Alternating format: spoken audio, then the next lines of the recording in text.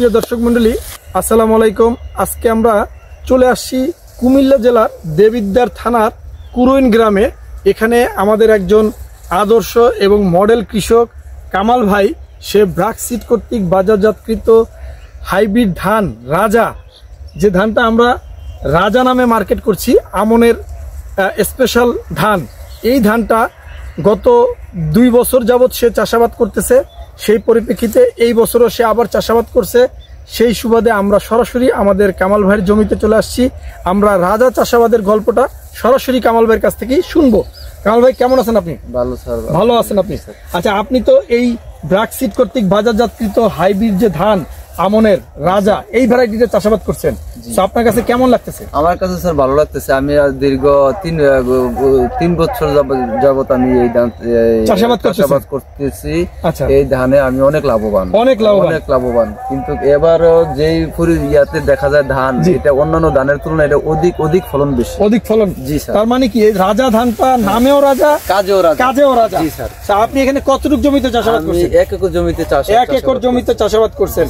এখন কাছে মানে এখন যে ফলন আপনি দেখতেছেন, তাতে আপনার কাছে কেমন লাগতেছে? আমার কাছে ভালো লাগতেছে। আমার দেখা দেখি অন্যান্য কৃষকরা মানে যে আমি বলছি অনেকেই এই ধানটা চাষাবাদ করছে, কিন্তু আমি পরিমাণে অনেক করছি, কিন্তু অন্যান্য ধানও চাষ করছে, আবাদ করছে, কিন্তু এই ধানের তুলনায় অন্যান্য ধান এটার কাছেও আসতে পারবে না। আপনি যদি দর্শক মন্ডলী একটু যদি বলি যে দেখেন ধানের যে শীষটা, আমরা যদি একটু শীষটা যদি একটু দেখাই, দেখেন শীষগুলো কত সুন্দর। হ্যাঁ, এখনো ধানগুলো পরিপক্ক আসে নাই, তবে আগামী 15-20 দিনের ভিতরে আমাদের ধানটা পরিপক্ক হবে এবং কাটার উপযোগী হয়ে যাবে। সো শীষগুলো খুবই লম্বা, ধানের চিটা হয় না।